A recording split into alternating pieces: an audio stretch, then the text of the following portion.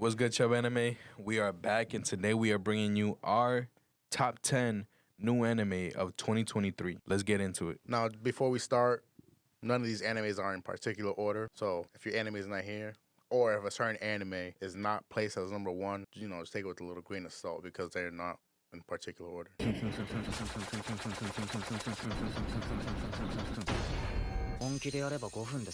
First up on the list, we have Mashle.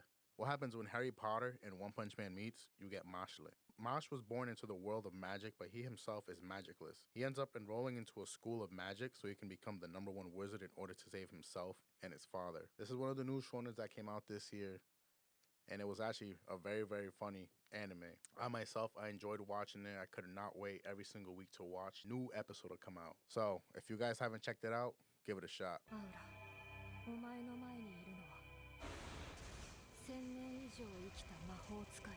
Following up, we got Frieren. The anime starts with Frieren and her friends finishing the adventure of beating the Demon King. The whole journey took a total of 10 years. However, Frieren is an elf, so she ends up outliving everyone and begins a new journey with the original party's apprentices. Throughout this new journey, Frieren is reliving the journey all over again by visiting the same places she went to in that 10-year journey, but she is now doing things differently by applying everything her friends taught her. And I'm gonna keep it real with you guys. Every single episode of Frieren, it gets emotional. Yes. But it's not too emotional where you start crying. Maybe you do.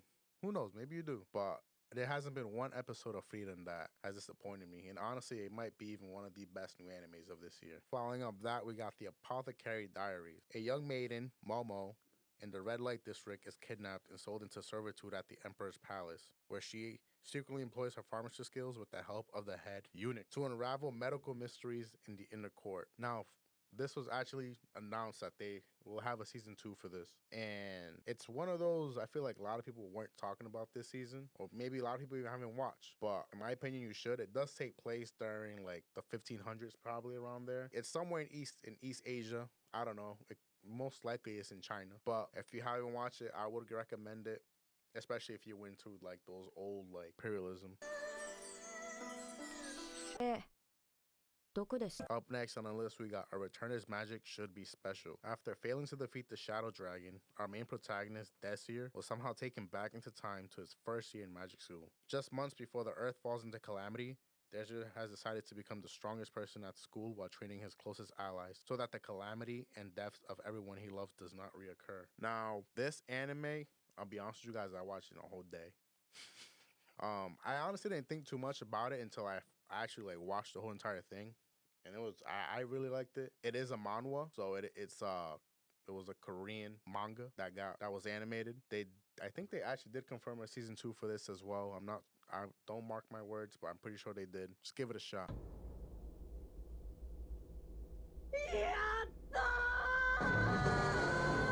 At number 5 on our list, we got Zom 100 Bucket List of the Dead. Now, this is one we are reacting to, so there's some bias to it, I guess, as to why it's on this list. But even with the delays, it was still a very good anime. So if you don't know what Zom 100 is, Akira, our main protagonist, has just graduated college and is now starting his life as an adult. He joins the company and is happy at first, but later finds out that it's a living hell. Luckily for him, the zombie apocalypse has just started, and now Akira is free of that hellish place. Akira has decided that before he dies, he will do 100 things that he has always wanted to do before he becomes a zombie. Now, throughout the show, we do see other people who are introduced that also have their own bucket list as well. Especially in the last few episodes that were just released not too long ago, we see a dude who's pretty much the opposite of Akira and is trying to do 100 things that he would like to do to people that he hates before he dies. While there's also another character that wants to do 100 things that will help her not become a zombie.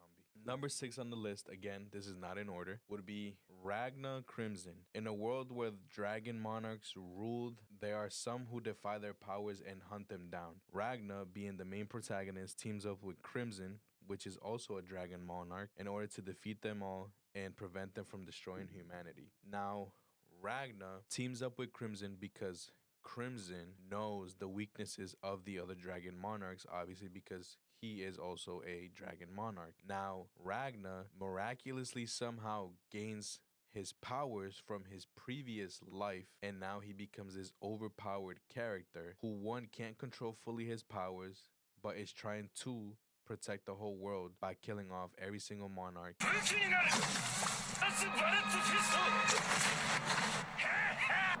Number 7 on the list is going to be Undead Unluck. Now, this story revolves around a character named Fuko, who is afflicted by a condition that brings extreme misfortune to anyone who touches her. She meets a man whose name is Andy, and she discovers no matter what misfortune she brings him, he does not die, nor does he care, since his goal is to finally pass away. Now, in this show, we see them meet.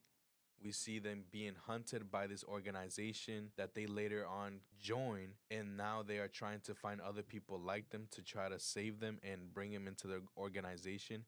And this organization is created in order to try to, quote unquote, kill the god that brings all the calamities to the world. This show is, not only is it funny, but at the same time it can be action packed, because of the fact that they introduced all these new characters that have these powers that either collide against the others or have to help them in order to not be taken by evil people that are trying to use them to try to destroy the world. So it's an interesting story. I just have to destroy it faster than it can heal! Number 8 on the list is going to be Hell's Paradise. Hell's Paradise is a story revolving around a character named Gabimaru, who was sentenced to death, and he is given another opportunity to be pardoned by going on an adventure to try to find an immortality elixir in an unknown island while being chaperoned by another character named Sagiri, a member of a famed executioner clan. Now, the reason why this story is very interesting is because we see this character, Gabimaru, who has lost his will to live, but every single time that they try to execute him, he does not die. He meets Sagiri, and again, she's the one who introduces the opportunity for him to be pardoned for all of his crimes once she finds out that he actually does not want to die, and he wants to return to his wife. They embark on this journey to go onto this island, and in this island, they end up finding more than what they've been told. Majority of people who go to the island do not return. They end up dying, and they end up finding these deities that are actually almost godlike, but they find their way around and are actually going against them. Interesting story, very action-packed, and I recommend it.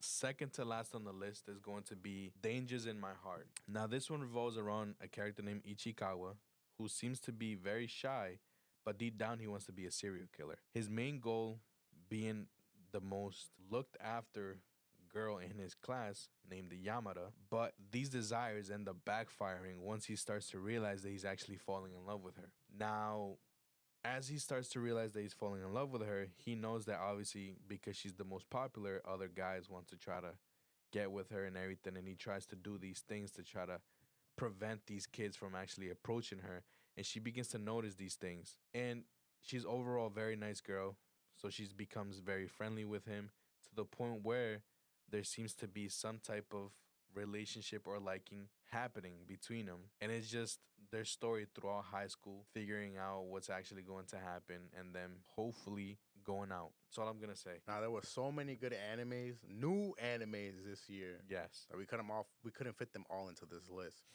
So instead, we're going to give some honorable mentions to a couple of them. Here they are. あとはこのレバーをスキル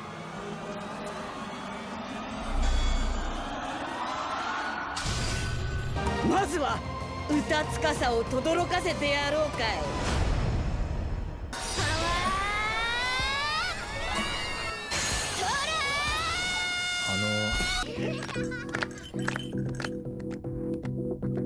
最近みんな変なんだそうだねアクア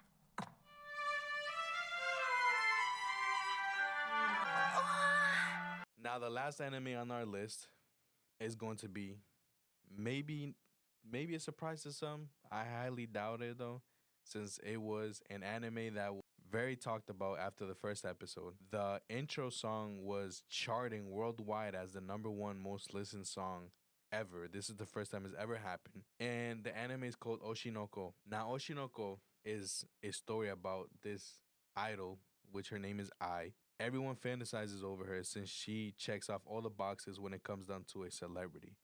But she announces a hiatus due to health issues when in reality she is pregnant and hides it from the world in order to not taint her image. Goro, a doctor who is a huge fan of Ai, mainly because of his one of his patients was a young girl who introduced him to her and saw the joy she brought to her while she was diagnosed with cancer.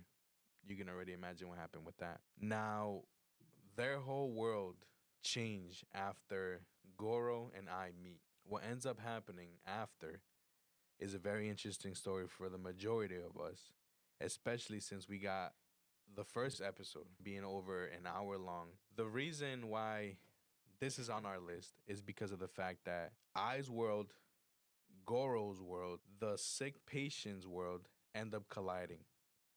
I don't want to say too much because obviously it will spoil what's to happen, even though you'll understand everything in the first episode. But later on in the show, her children end up growing up and they also begin to take their first steps into the idol world. The daughter, which also, by the way, I forgot to mention, she has a son and a daughter. The daughter goes into the same realm as her, which would be a music idol. And then the son goes into the film world trying to become this character that in reality he wants to deny that he doesn't like that world and he's all doing it for a higher purpose, which again I'm not going to say what it is, but he ends up coming across some characters that ends up becoming his friends and helping him with his journey for his ultimate goal. And there you have it, guys. That's our 2023 new anime of the year list. If you guys have any particular anime you guys were fond of, let us know down in the comment. After that, we out of here. Peace.